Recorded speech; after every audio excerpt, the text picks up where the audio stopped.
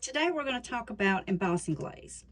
This is made by Ranger. It's one of my favorite things to use. I really like embossing powder, and this is just a kicked up embossing powder.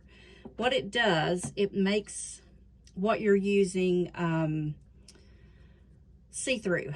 You can see through to your details behind the powder itself.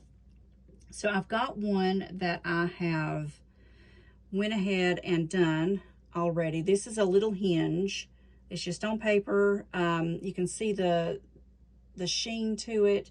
And this is what it looked like before. It was just paper. I mean, look at the difference. But you can still see your details. So what we're going to do, I'm going to do one for us here. There's two ways to do this. You can use these pins. One is a bullet, which means, get it open, it has a fine tip. And this one is the brush for larger areas. I've already got him all messed up, but he still works good. And I also like to keep just a little makeup brush, and you'll see why in just a minute. If you get it on a section that you don't want it on, you can brush it off before you heat it. So the first thing we're going to do, I'm going to do this, which is like a little keyhole, little element here.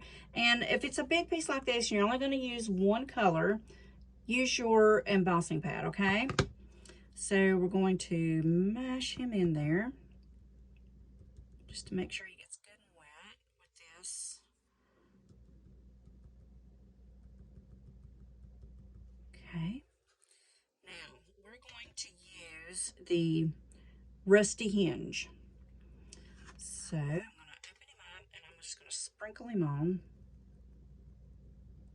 Okay. Tweezers help with this. So we're going to get him all in there. Okay, so he's on now.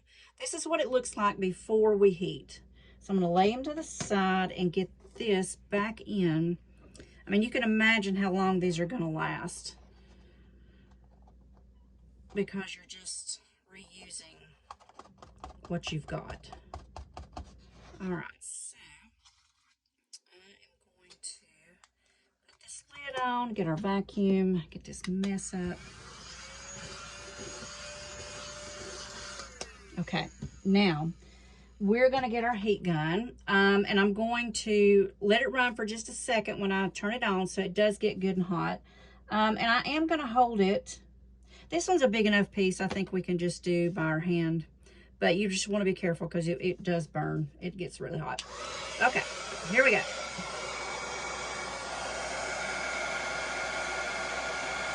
And you can start to see how it's going to start turning.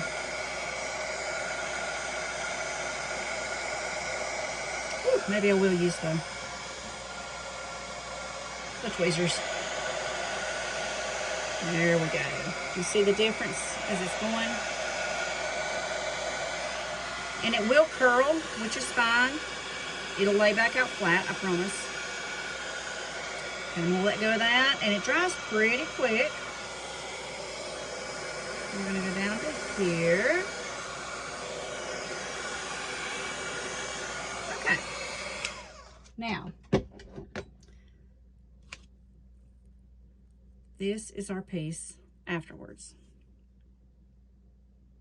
Such a difference. Now, one thing I do like to do is use it on stamps. And I have a stamped image here. I'm going to be working on Lady Vagabond as my new book. Beautiful, beautiful Stamperia paper.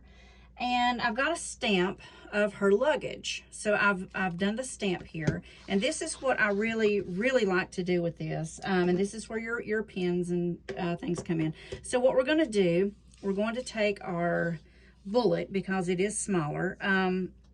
We're going to do the outside here of her luggage. So you draw it on where you want it to go. And if you mess up, that's okay, because I'm going to show you what you can do. I'm going to go around this because we're going to make that a different color. One thing I really do love, and I think I've said this about this, is that it really shows all of your details of all this, the details in the stamp. You're not going to cover that with the glaze. We're going to use fired brick for this one. So I'm going to sprinkle it on like we did before. And if you noticed, I only put it where I want this color. So let's give it a good shake. Okay.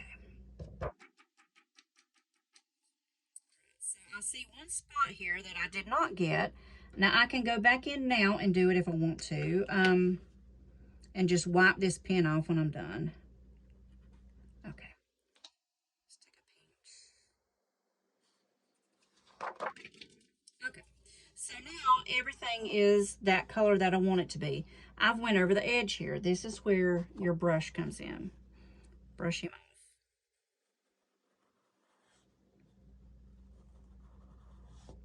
off. He's perfect. Okay, so now what we're gonna do, I'm gonna put this back up just like before.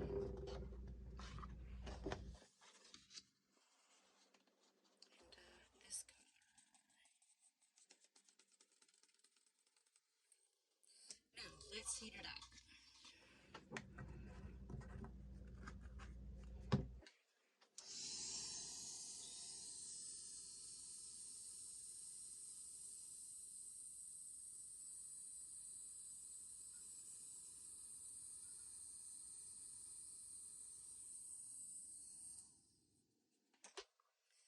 Now, look at how pretty that is.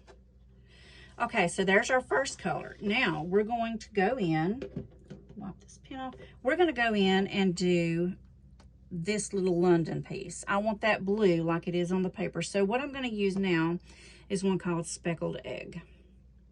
So we're going to get ready for him. Go ahead and get him open. Let's use our pen. Let's go in.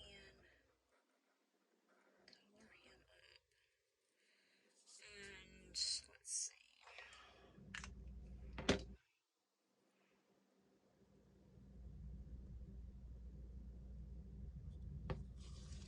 I think I can probably just do this right back into the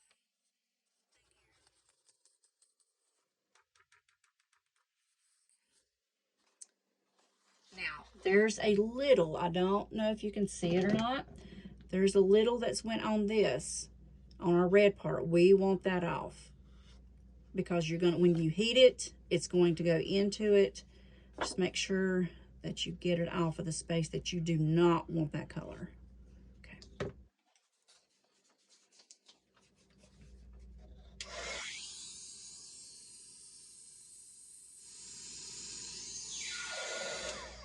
It's a very, very pale blue, very pretty color. It could be gray, even if you wanted to think of it as being a gray. And it also depends on your background color. But I think you're getting the idea here. This is just a great way to add a different element to your matte paper. It makes it, it's very textured. And then once we're done, we would cut it out just like any fussy cut and put it on our books and our journals. So that's, you know, pretty easy way to make a good pop. Okay, thanks for joining. See you guys next time.